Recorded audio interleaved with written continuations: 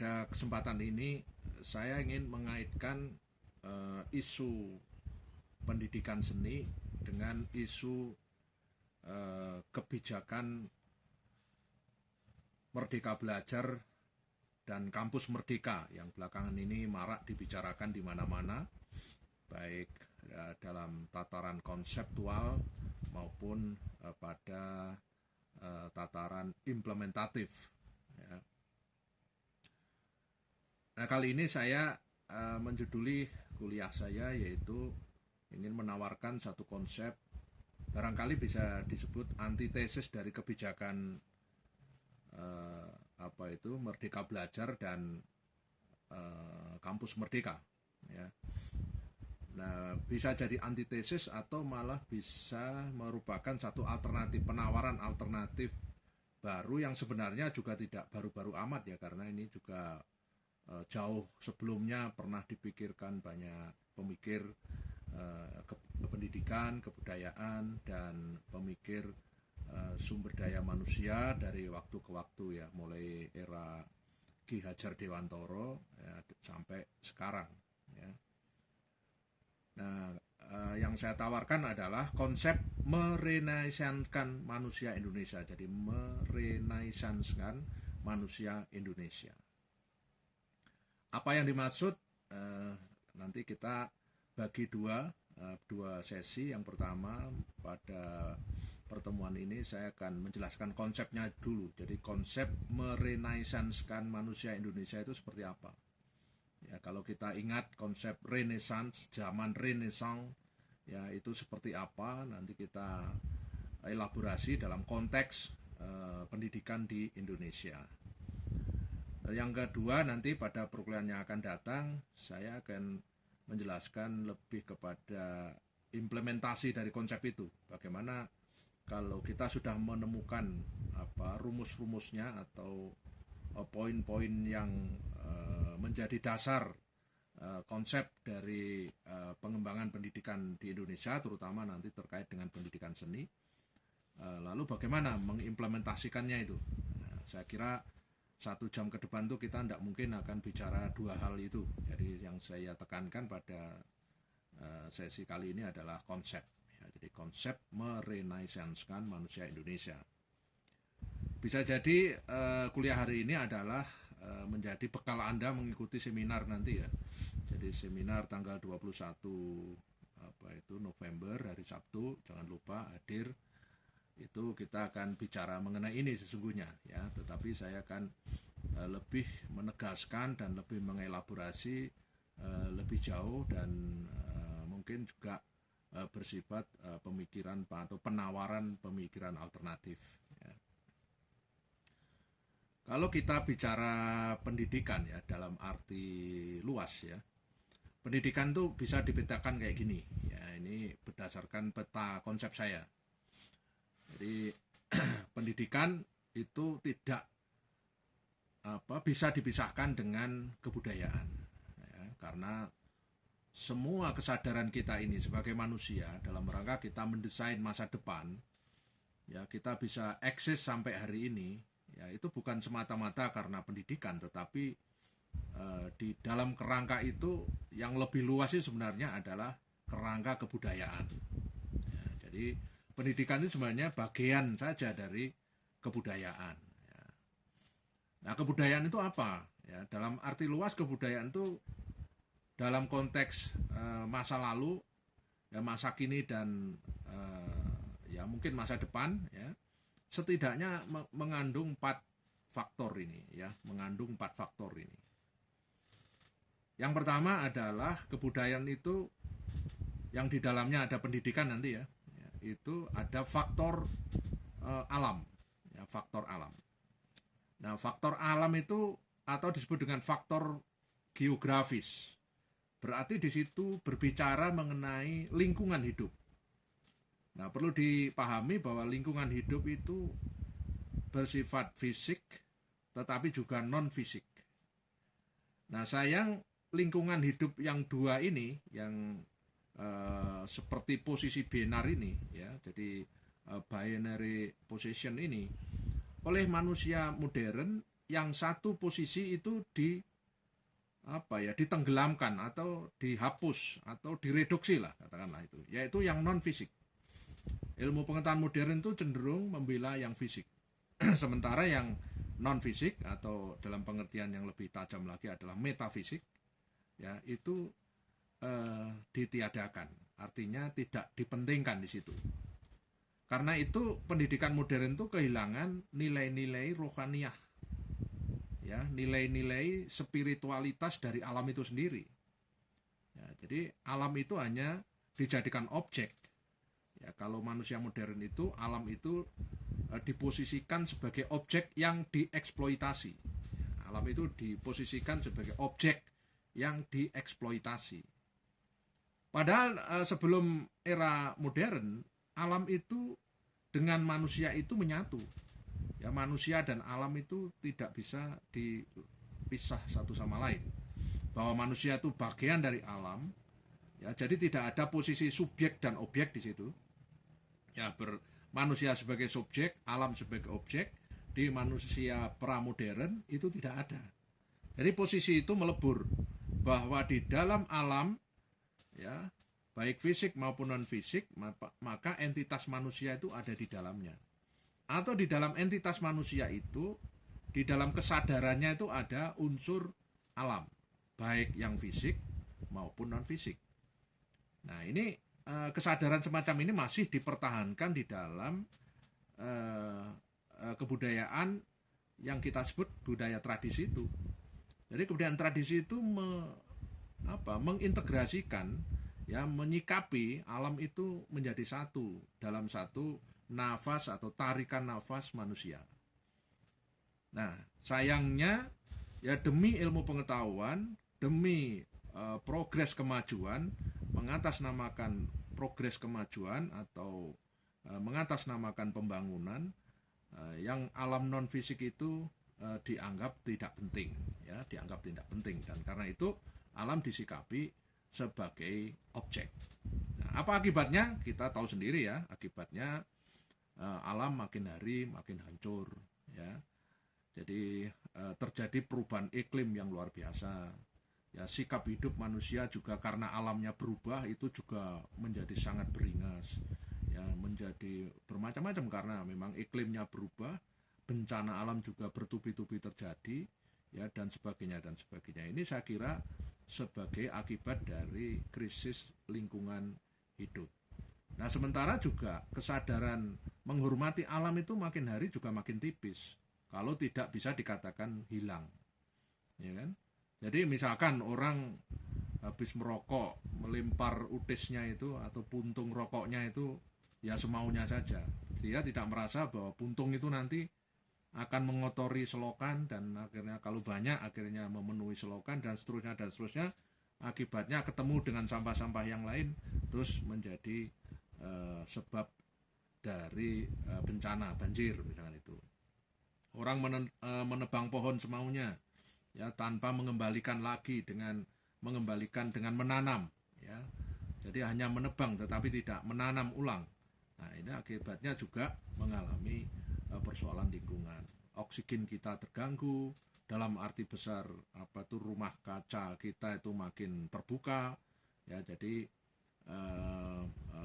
ozon, ya, lapisan ozon kita juga makin tipis sehingga sinar matahari, ya, langsung masuk ke bumi, ya, mestinya harus difilter oleh lapisan ozon itu, atau makin tipisnya O2 itu juga sangat membahayakan. Itu karena tadi, ya, jadi rentetan dari krisis lingkungan. Itu nomor satu, ya. Jadi nomor satu itu kira-kira begitu. Jadi kalau kesadaran pendidikan itu dikembangkan dalam konteks keterkaitannya dengan kesadaran alam itu teman kita, alam itu adalah sahabat kita, alam itu adalah diri kita sendiri, maka pendidikan saya kira akan melahirkan orang yang peka pada lingkungan, ya, punya kepekaan pada atau kepedulian pada kelestarian alam ini, ya. Bahkan akhirnya muncul sikap atau perilaku melindungi, merawat, ya, dan seterusnya itu. Oke, yang kedua adalah faktor manusia. Jadi pendidikan dan kebudayaan tentu akan mengolah faktor ini, ya. Nah, faktor manusia itu dalam pendidikan mestinya harus disikapi sebagai jaringan sosial yang saling berintegrasi, saling bekerja sama, saling menghormati, ya, saling tenggang rasa, ya, bergotong royong satu sama lain, berkolaborasi sama lain dalam jaringan-jaringan mulai dari yang disebut dengan jaringan lokal sampai global. Nah, sayang sekali sikap kita ini lokal global juga disikapi sebagai jaringan yang berdiametral, berposisi biner tadi. Kalau lokal tuh mesti tertinggal, ya, desit misalnya itu, ya, tradisional, lalu ortodok itu. Sementara yang global itu selalu teridentifikasi maju, progresif, ya, scientific, ya, kemudian beradab dan sebagainya. Jadi itu selalu ada sikap seperti itu. Pengertian lokal itu tadi, ya, merujuk pada entitas yang sangat mikro, ya, sementara global itu merujuk pada entitas yang sangat luas. Padahal mestinya dalam dunia hari ini ketika manusia itu makin hari makin mengalami kehidupan yang kompleks, itu apalagi sekarang ditunjang dengan teknologi informasi, ya, yang membuat sambungan-sambungan komunikasi dari berbagai dunia itu menjadi sangat mudah, maka sebenarnya sudah tidak perlu lagi ada pikiran lokal global itu. Jadi kita itu sudah nyambung, ya, antara lokal dan global itu sebenarnya satu nafas saja. Kalau terus kemudian nilai-nilai itu berserakan di mana-mana, itu kan tergantung bagaimana sikap kita itu membuka diri untuk menerima berbagai atau menegosiasikan berbagai nilai-nilai yang kita alami secara konkret di lingkungan kita masing-masing dengan yang dialami oleh saudara-saudara kita di tempat lain, ya, yang secara berbeda, dan itu harus dinegosiasikan karena pengalaman itu kalau dinegosiasikan satu sama lain akan mendapatkan satu pengetahuan atau pengalaman yang menarik, ya. Jadi faktor manusia itu sudah tidak perlu lagi dibeda-bedakan atas identitas, lokalitas, dan globalitas. Jadi identitas sekarang itu sebenarnya sudah menduduki posisi post tradisi. Jadi manusia itu sudah berada di dalam wilayah post tradisi. Maksudnya adalah tradisi-tradisi yang sifatnya menjadi dasar awal dan kemudian dipertahankan, lalu itu diklaim sebagai tradisi yang otentik, itu saya kira di konteks hari ini sudah mulai diragukan kebenarannya, karena kita tahu bahwa globalisasi itu makin memberikan ruang untuk kita mengaitkan dengan jaringan-jaringan tradisi di berbagai tempat. Ya, kebiasaan-kebiasaan orang di luar kita yang non jauh di sana itu bisa dijadikan model, ya, bisa dijadikan pengetahuan yang bisa kita adaptasi satu sama lain. Jadi ini yang penting, ya. Apalagi nanti juga ada dikotomi manusia barat dan manusia timur. Kalau sudah timur dianggap irasional, kalau barat rasional. Kalau barat itu maju, kalau timur tidak maju. Kalau barat itu tadi menguasai ilmu pengetahuan, sementara timur belum. Nah, ini juga tidak menguntungkan, ya. Ini juga sikap saya kira juga tidak akan menemukan titik temu karena sikapnya masih diametral. Padahal dunia hari ini sebenarnya sudah mulai tidak menyikapi seperti itu, bahwa timur dan barat itu sebenarnya sama saja. Jadi karena dulu ada istilah timur dan barat itu masih ketika ilmu pengetahuan itu berada di dalam wilayah studi kolonial. Jadi perspektifnya itu kolonial, karena barat itu kolonialisme, ya, timur itu adalah orient, ya, orang-orang yang diberadabkan, orang-orang yang menjadi objek dunia barat yang dijadikan manusia beradab menurut perspektif barat. Ya, jadi menurut mereka, menurut barat, itu dulu masih zaman kolonial.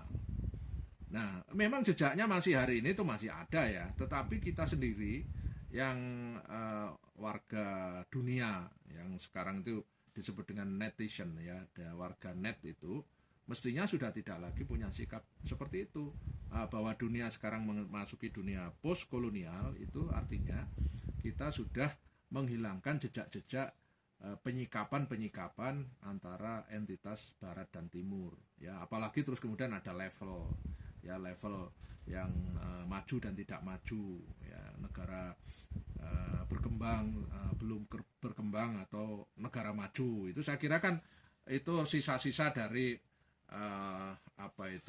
level-level yang ukurannya itu diciptakan oleh barat itu sendiri, orang-orang negara-negara yang post industri, ya. Jadi negara-negara post industri itu melevelkan masyarakat dunia ini menjadi masyarakat seperti itu, kayak ada level itu. Padahal pertanyaannya adalah ketika itu dikaitkan dengan kebudayaan, ya, di masing-masing tempat itu sesungguhnya apa bisa itu ada levelitas itu, ya. Jadi ini juga mengalami masalah sekarang itu mulai dibicarakan. Oke, yang berikutnya, pendidikan dan kebudayaan itu berkait dengan faktor pengetahuan. Nah, faktor pengetahuan itu juga begitu. Selama ini juga pengetahuan itu dianggap sumber pengetahuan utama dari ilmu pengetahuan itu yang berasal dari barat.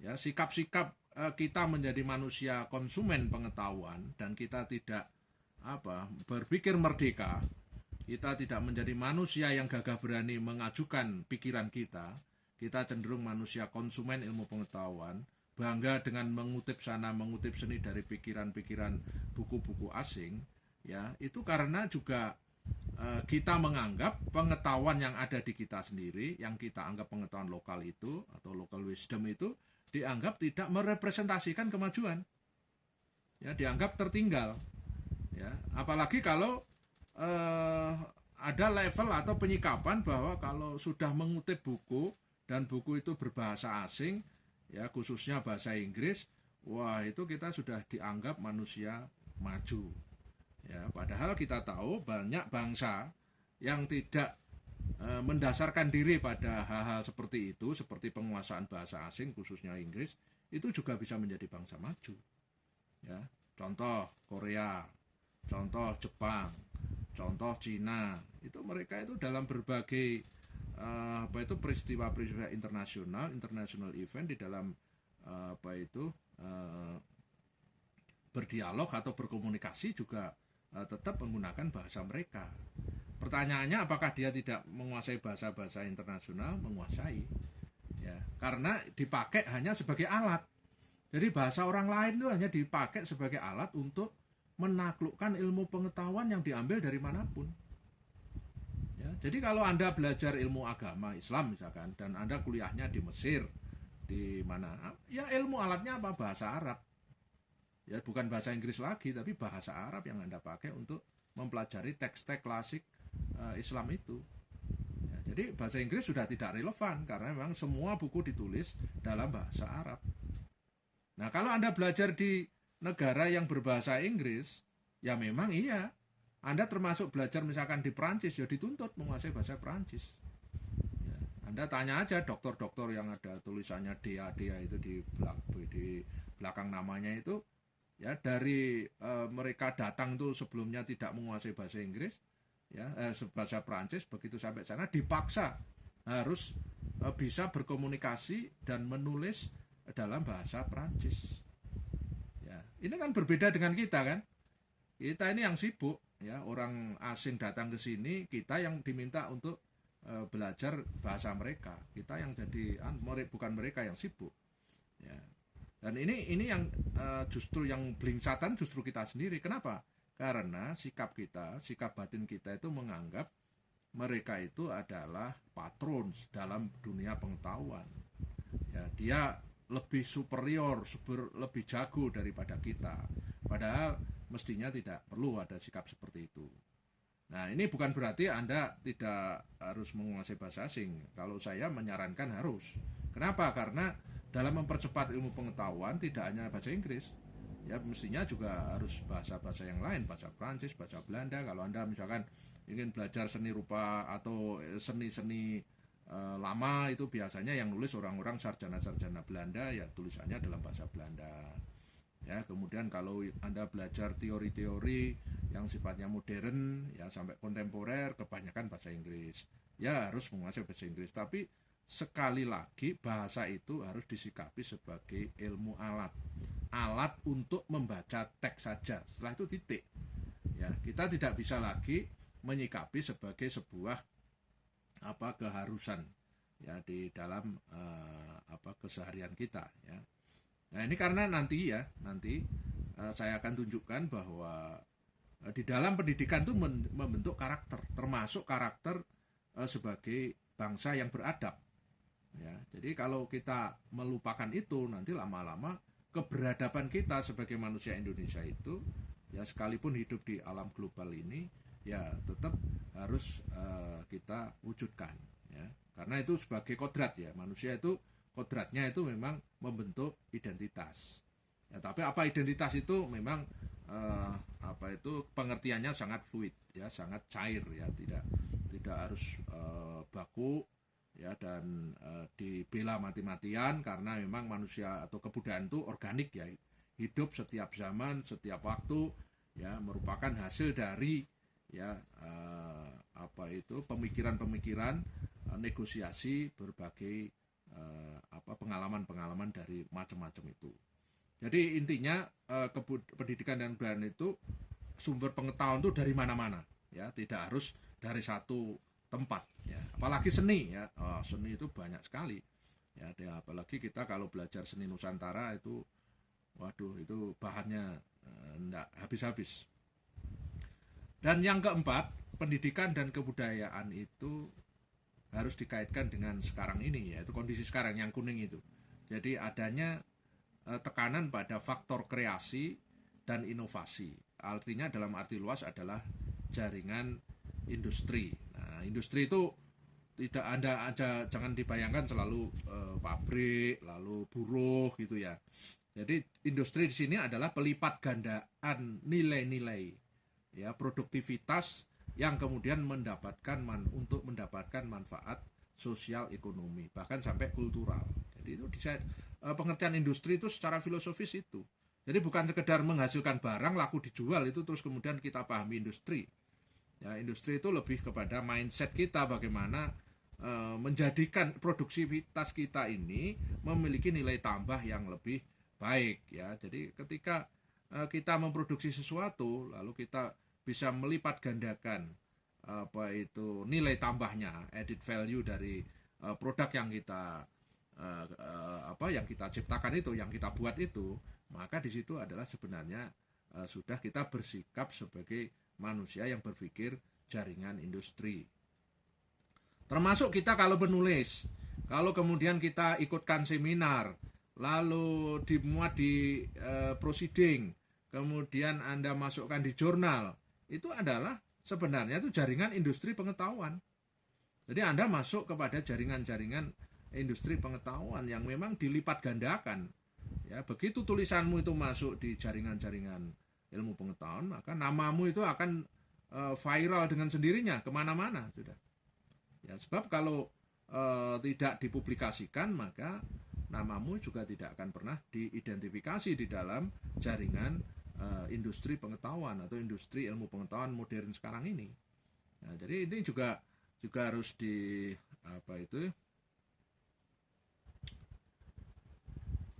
harus disikapi secara lebih baik ya.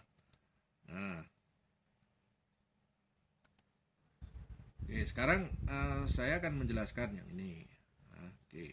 Jadi setelah 4 hal itu, ya, sebenarnya kalau dikaitkan dengan isu MBKM, Merdeka Belajar dan Kampus Merdeka, apa yang saya jelaskan di awal ini hakikatnya adalah bentuk antitesis dari konsep MBKM itu.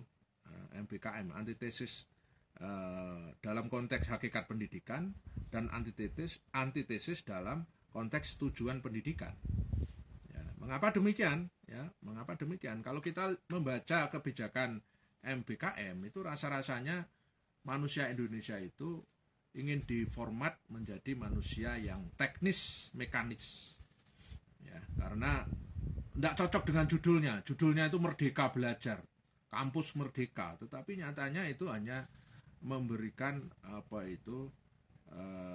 perspektif bahwa lulusan pendidikan seharusnya bisa langsung dipakai di dalam dunia pekerjaan.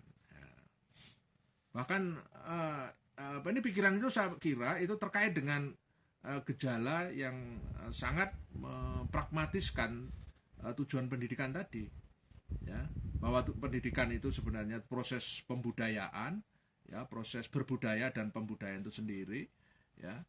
Nyatanya kemudian di era hari ini pendidikan itu diseret menjadi hanya semata-mata melahirkan manusia teknis. Nah, itu nanti bertolak belakang dengan semangat manusia Renaissance, yang sebenarnya gagasan awalnya itu sudah pernah dikatakan oleh Ki Hajar Dewantoro. Nah, jadi kalau mereorientasi pendidikan dalam arti luas, mestinya kita kembali kepada semangat Ki Hajar Dewantoro. Ya, sekalipun juga harus mengalami juga kritisisme dikaitkan dengan tantangan manusia hari ini dan ke depan.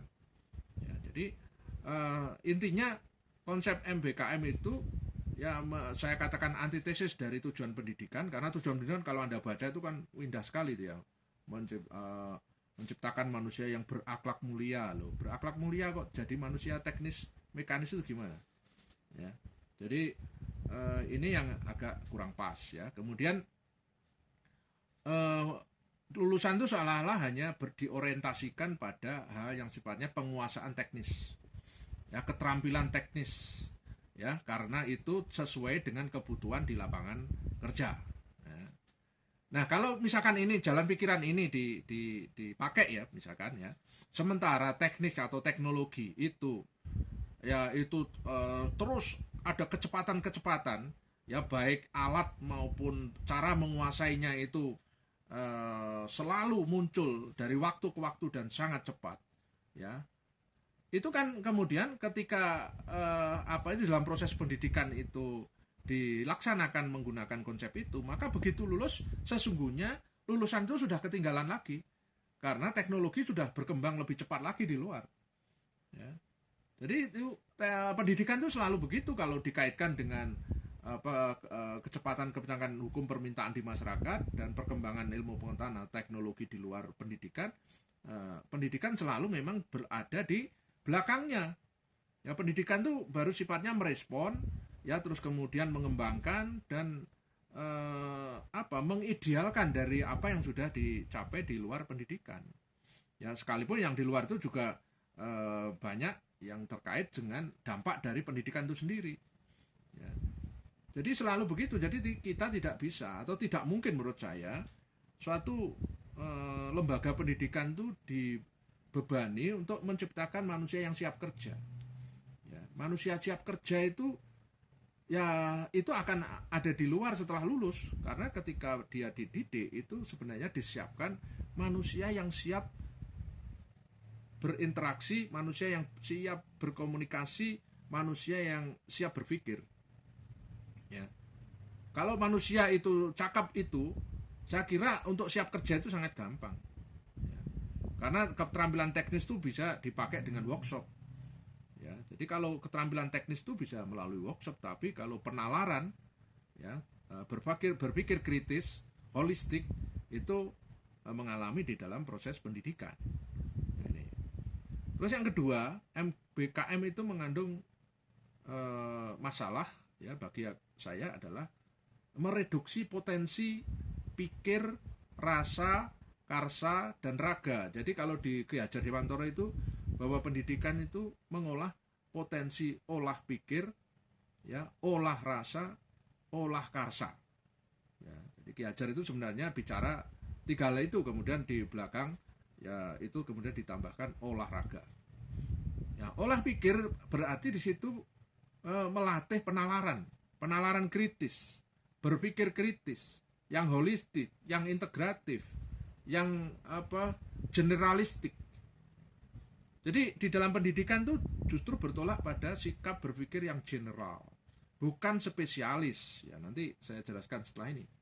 Ya, jadi akibat kita masuk ke dunia spesialistik, ya, orang kita ini sekarang lulusan di berbagai lembaga pendidikan termasuk di perguruan tinggi itu menjadi manusia yang picik ya, manusia yang tidak bisa merumuskan gejala itu secara holistik, secara bisa merumuskan semuanya itu dengan cara mengait-ngaitkan variabel satu dengan variabel lain dalam satu kesatuan pemikiran. Ya. Jadi kalau misalkan orang seni, mikirnya ya seni aja gitu. Tidak dibayangkan bahwa seni itu berrelasi dengan sejarah, seni itu ada filsafatnya, seni itu ada dimensi sosialnya, seni itu ada antropologinya, seni itu ada ekonominya, ya, seni itu ada manajemennya, ya. Jadi kalau seni hanya dipahami soal estetik, bagaimana berkarya yang bagus, tanpa dia membayangkan bahwa seni itu ada medan sosial seni, ya, bahwa seni itu ada ekosistem seni yang merelasikan atau yang berrelasi dengan berbagai variabel kehidupan yang secara luas, ya, itu kita akan tidak bisa membaca seni itu dalam konteks kebudayaan, ya. Oleh karena itu pendidikan itu sebaiknya ya hal semuanya itu harus diajarkan hingga akan akan menciptakan manusia yang generalistik, ya. Jadi dengan demikian yang tiga itu, ya, yang ketiga itu MBKM kalau itu tujuannya itu hanya menciptakan manusia siap kerja, ya, maka yang ketiga itu menghadang, yaitu makin hari manusia Indonesia itu tidak memiliki daya cipta.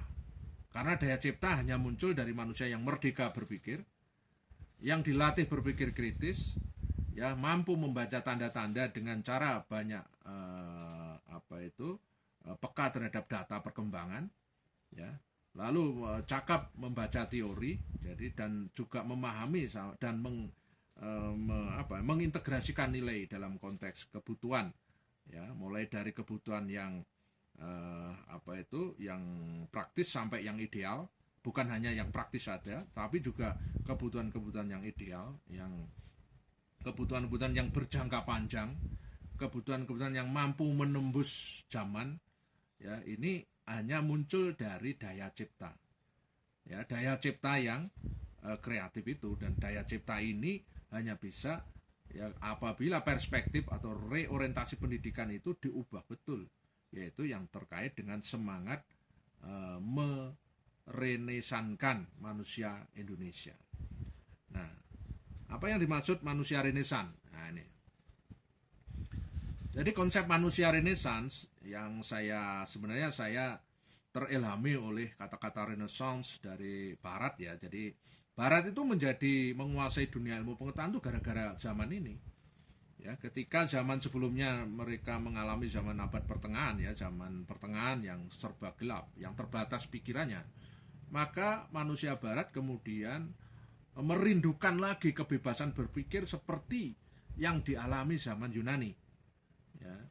Makanya Renaissance itu kembali lagi kepada nilai-nilai Yunani dengan semangat baru, ya, dengan ya, jadi Renaissance, jadi semangat yang baru dari nilai-nilai dari Yunani itu, nilai-nilainya saja yang diambil, ya, nilai-nilai kritisnya, nilai-nilai idealistiknya, ya, nilai-nilai filosofisnya, ya, itu yang diambil semangat pemikiran itu.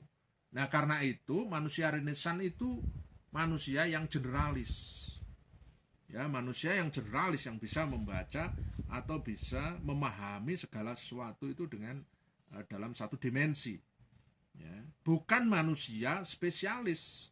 Nah, sekarang pendidikan sekarang itu mengajak menjadi manusia spesialis, ya. Pendidikan mestinya, ya, ketika dia dididik itu menciptakan manusia generalis.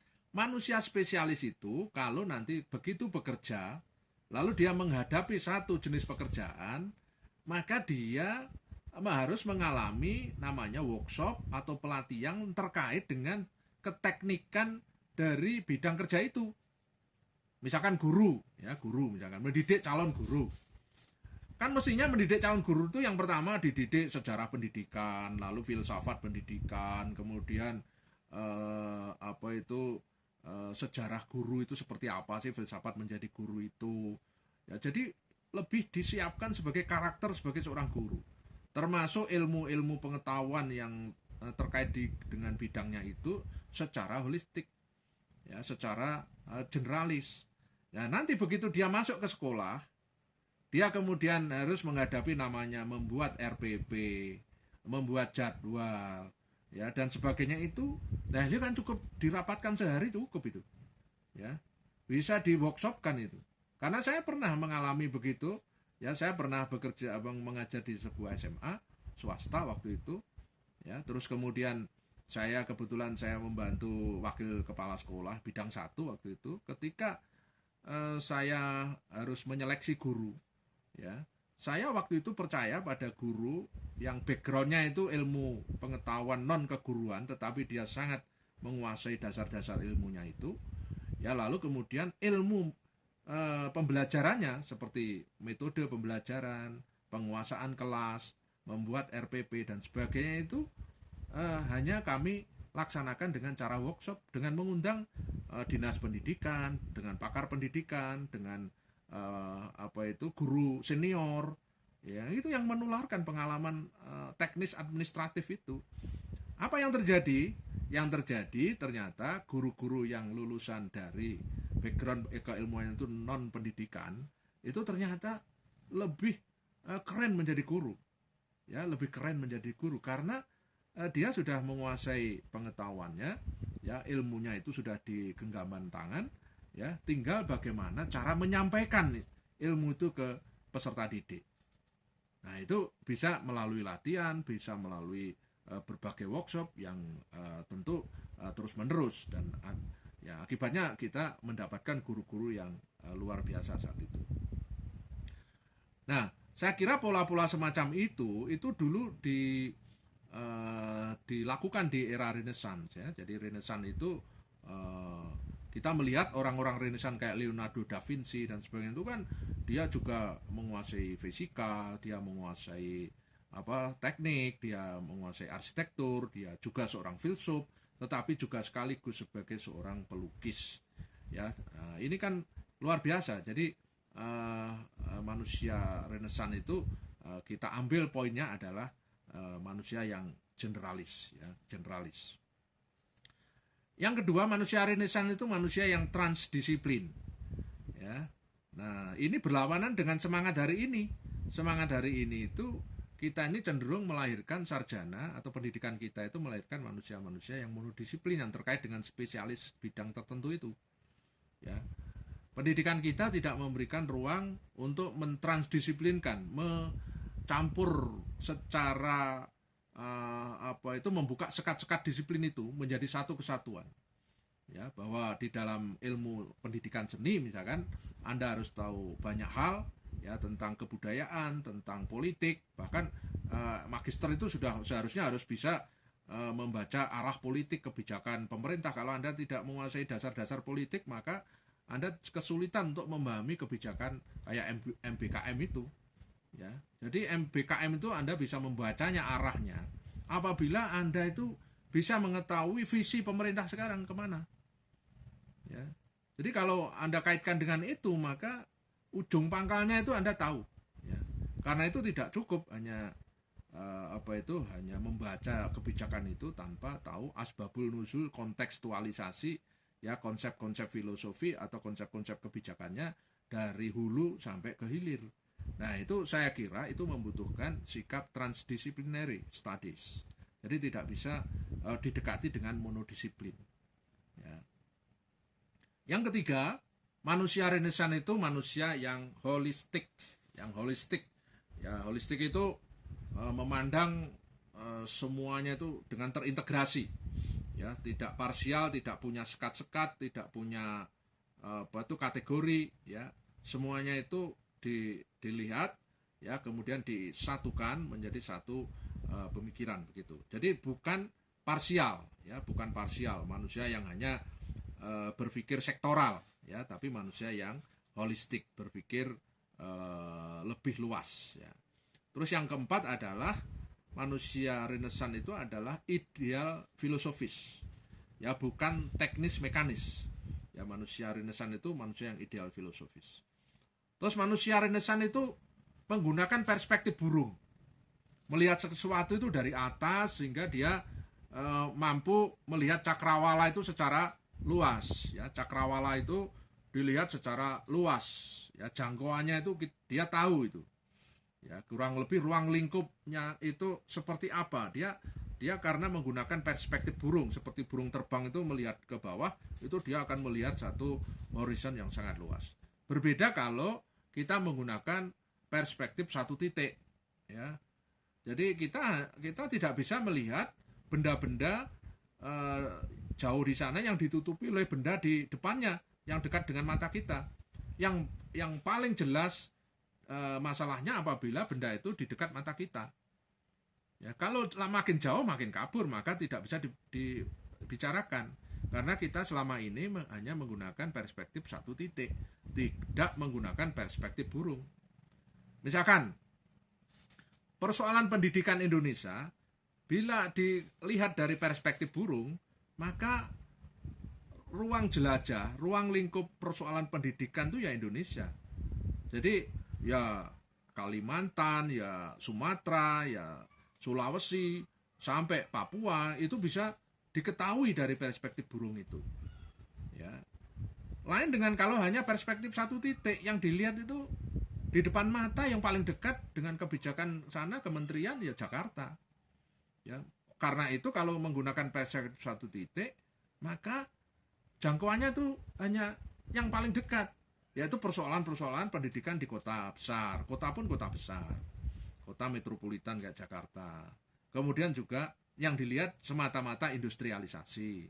Karena memang dekat dengan ketika buka tirai yang dilihat adalah lalu lalang orang bekerja, lalu lalang kemana-mana hanya untuk ke tempat kerja. Ya.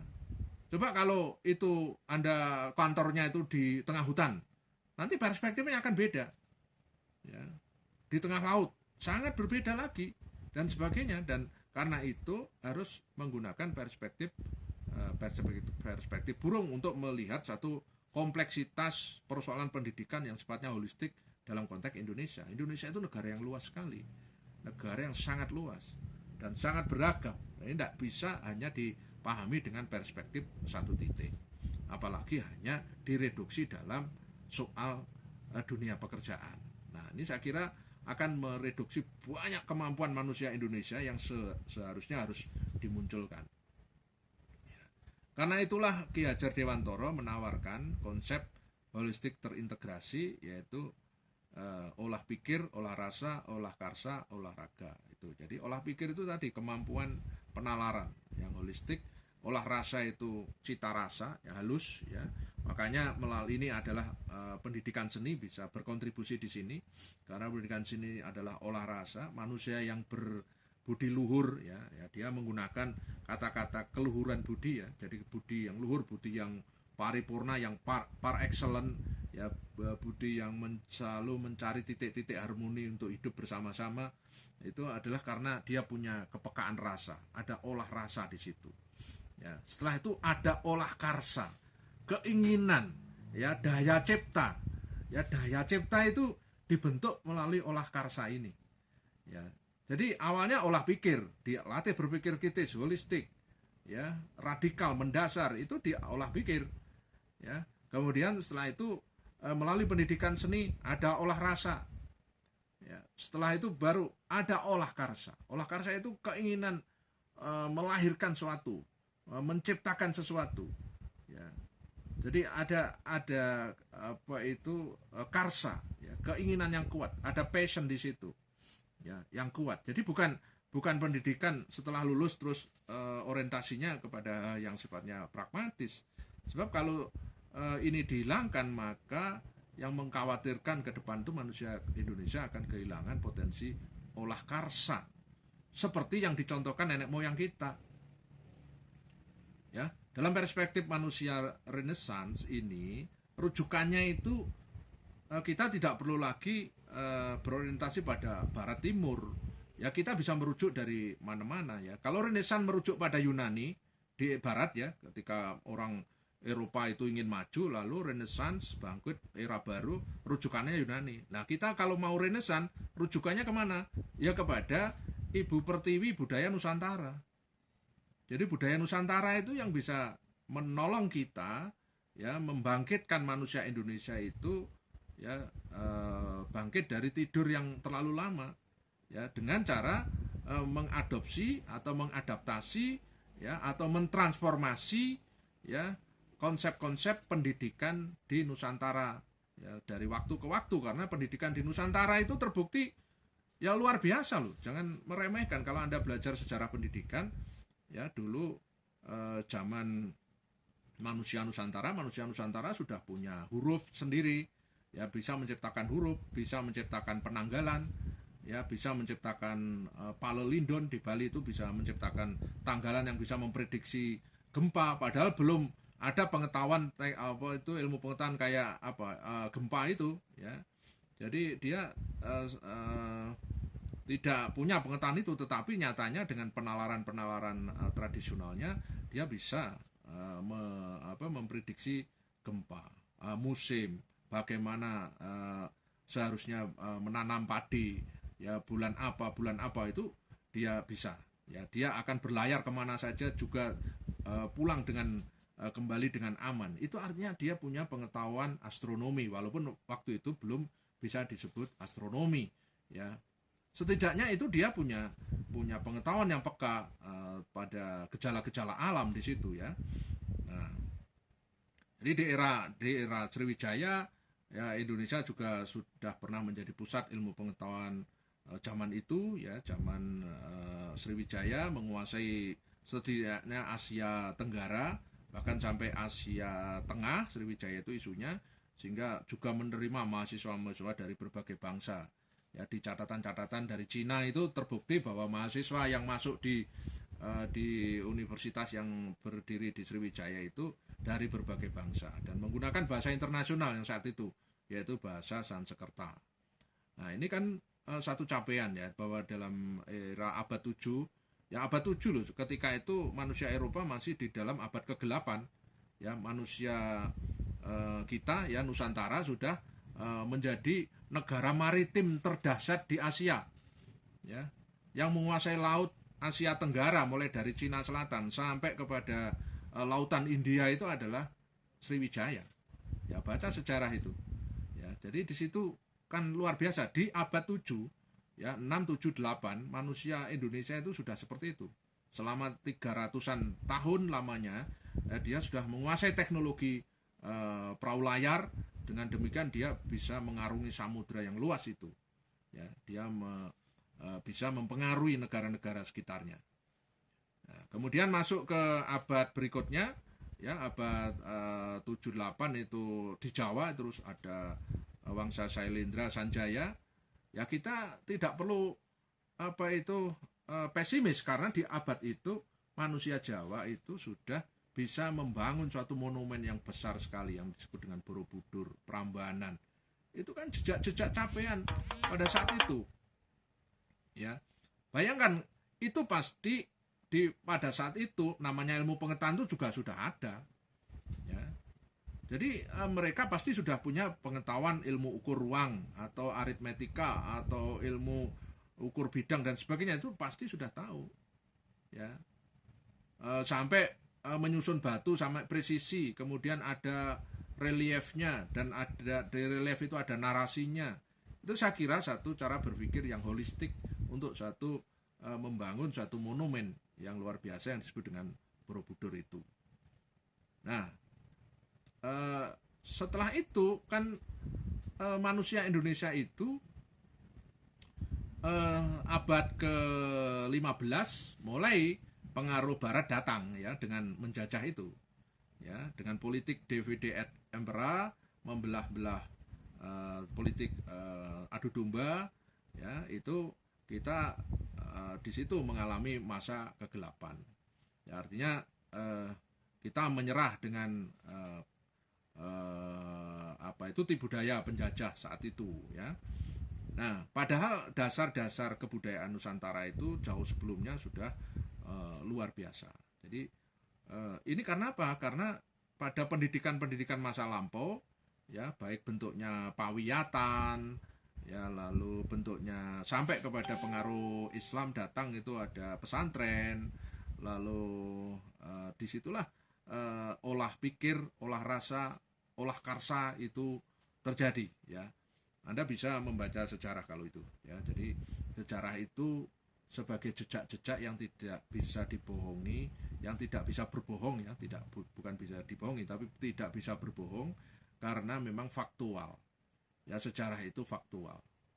Ya, sejarah itu berbasis data, dari situ kita bisa menginterpretasikan bahwa pada zaman itu telah terjadi banyak kemajuan yang luar biasa. Nah, dalam konteks itu mestinya pendidikan kita itu tidak perlu mencari filsafat pendidikan dari luar. Ya, kita itu tumbuhkan lagi, kita renaissance kembali kepada konsep-konsep Nusantara. Ya. Kalau Barat tidak malu renaissance-nya kembali kepada konsep Yunani, kalau kita renaissance kembali kepada Nusantara. Lalu plus zaman sekarang ini nanti konsepnya kita kaitkan dengan soal globalisasi, soal teknologi informasi dan sebagainya itu. Karena itu keniscayaan itu. Tidak bisa kita menutup diri, kita anti internet, itu tidak bisa sekarang ini. Ya, masa kita anti internet? Kalau anti internet berarti tidak ada kuliah ini.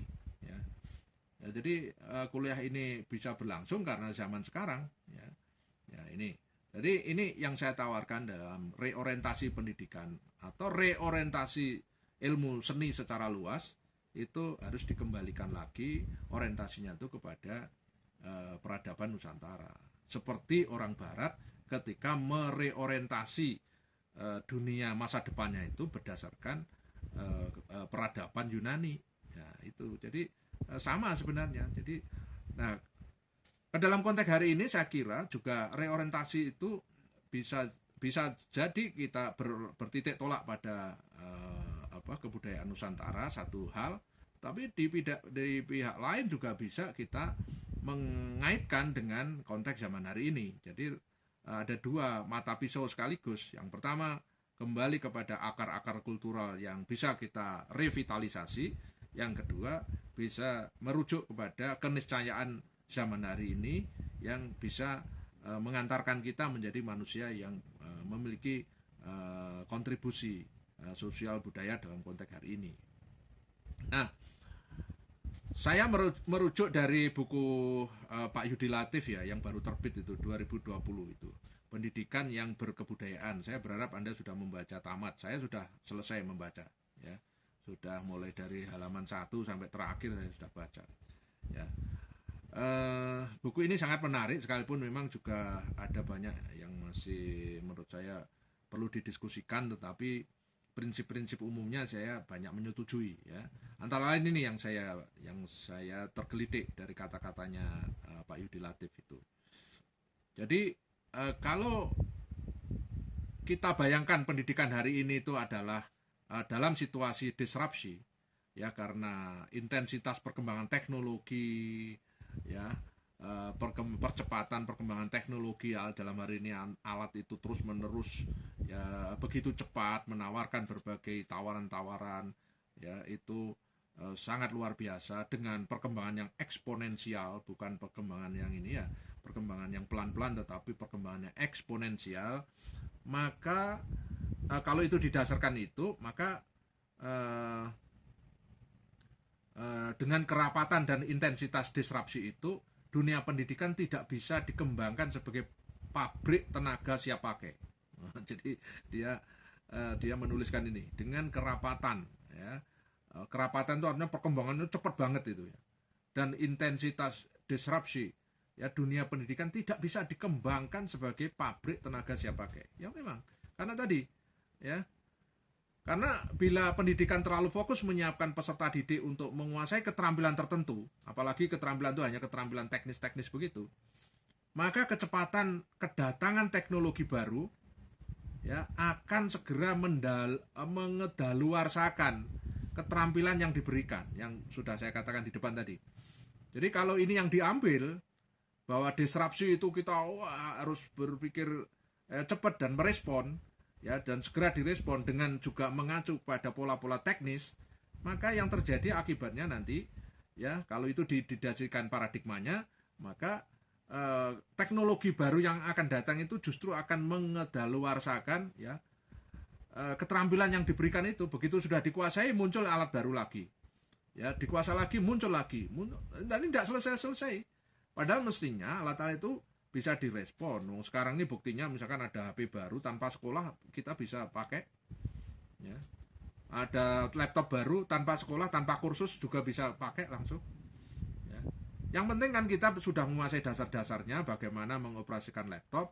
Begitu berbagai jenis laptop ya itu diturunkan dari pabrik, kita bisa langsung pakai.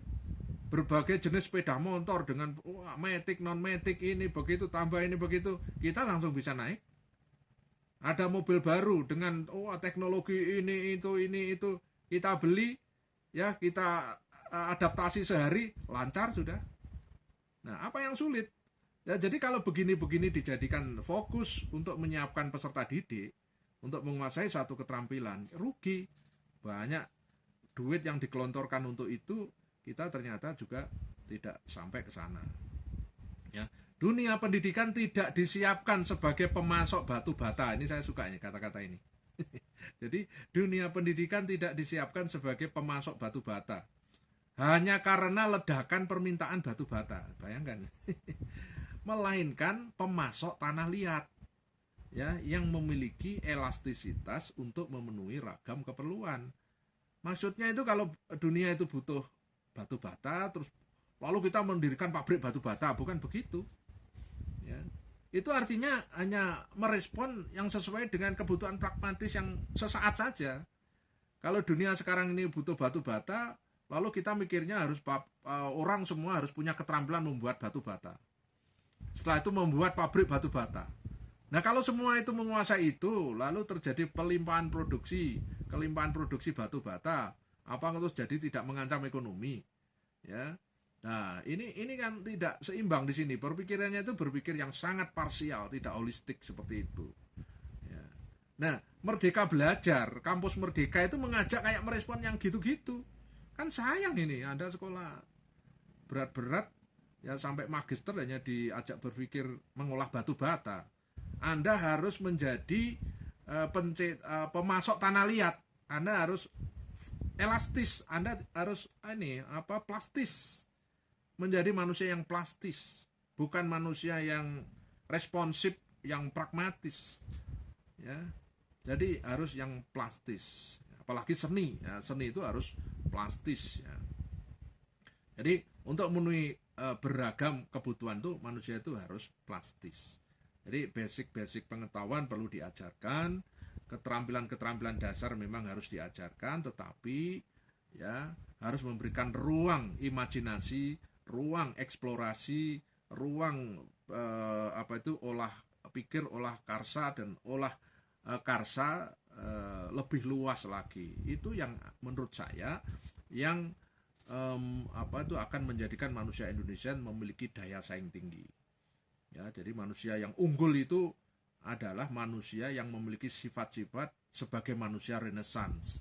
Ya, manusia Renaissance Indonesia itu yang berbasis pada nilai-nilai kultural Nusantara, tetapi dengan sikap baru, sikap yang sekarang dan berorientasi ke masa depan. Itu yang akan keren di situ. Jadi itu yang menurut saya reorientasi pendidikan itu arahnya ke sana ya, yang harus dipikirkan. Nah, sementara kita tahu sekolah kita itu kan kayak gini sekarang posisinya itu ya.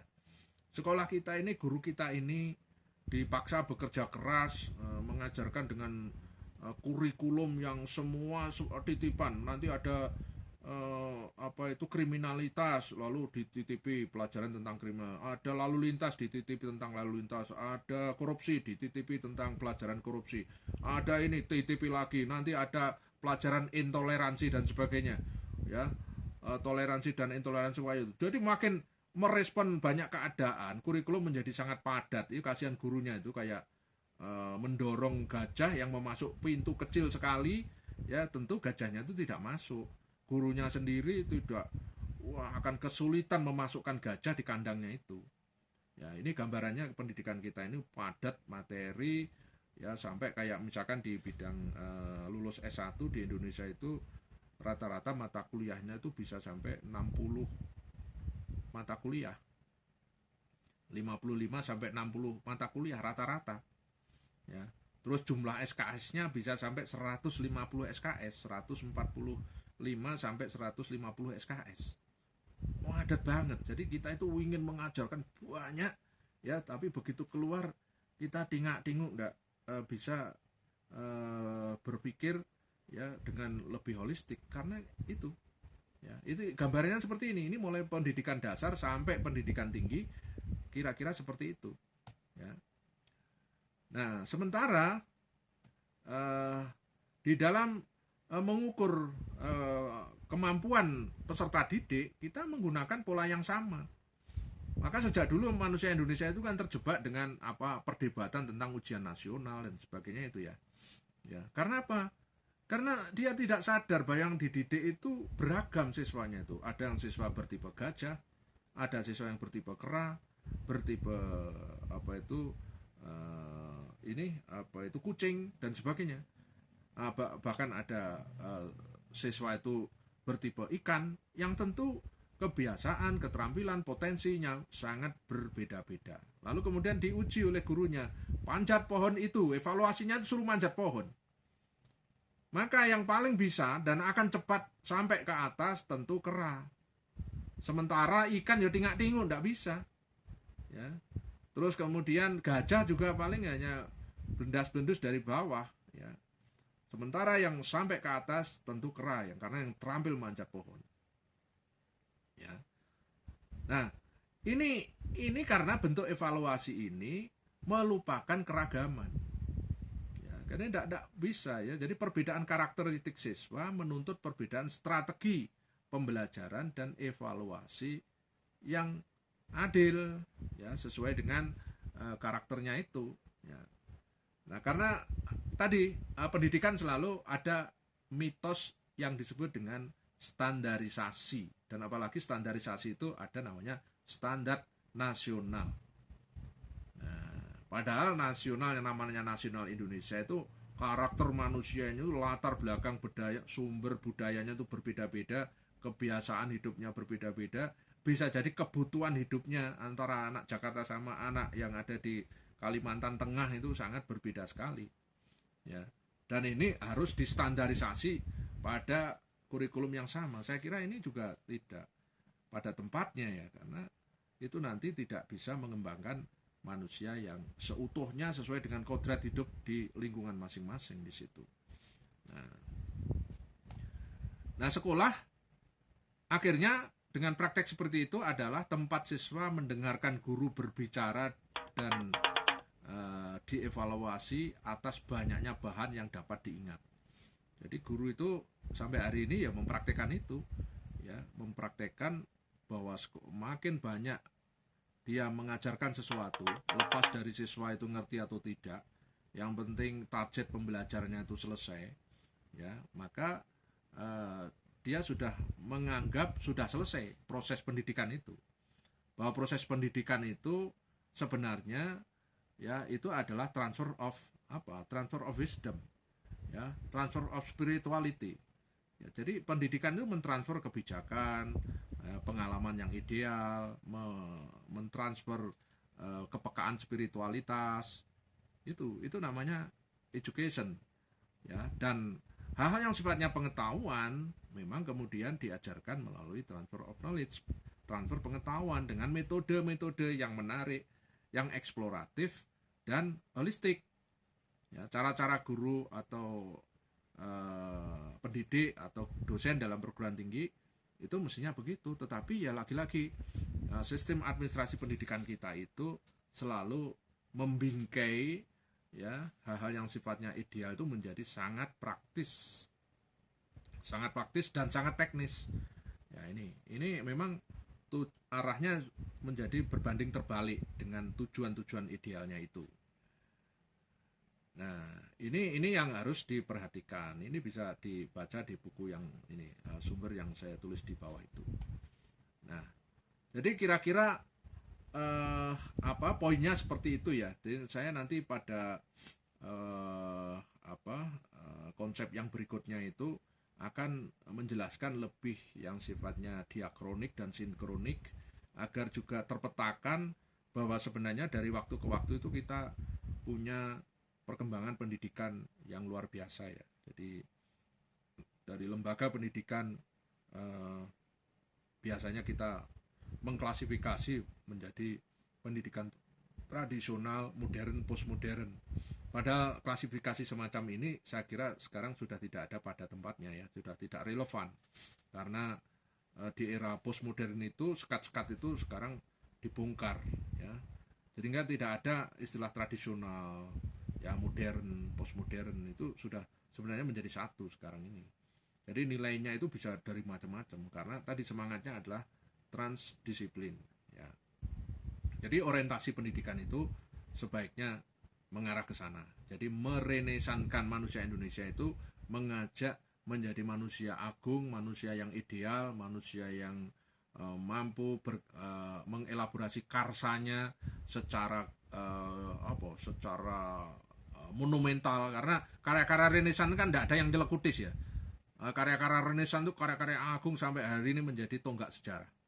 Ya, manusia Renaissance itu luar biasa dan itu menjadi pelajaran dalam sejarah peradaban manusia. Dan kita juga sudah pernah mengalami seperti itu. Sebagai manusia Nusantara, kita punya sejarah seperti itu. Sejarah manusia yang melahirkan karya-karya monumental peradaban Nusantara. Ya, saya kira itu ya sedikit dari pikiran saya bagaimana reorientasi pendidikan seni itu didasarkan pada hal-hal yang ideal. Jadi bukan dikaitkan dengan hal yang sifatnya hilir. Jadi harus dipikirkan yang hulunya apa sampai hilirisasinya seperti apa.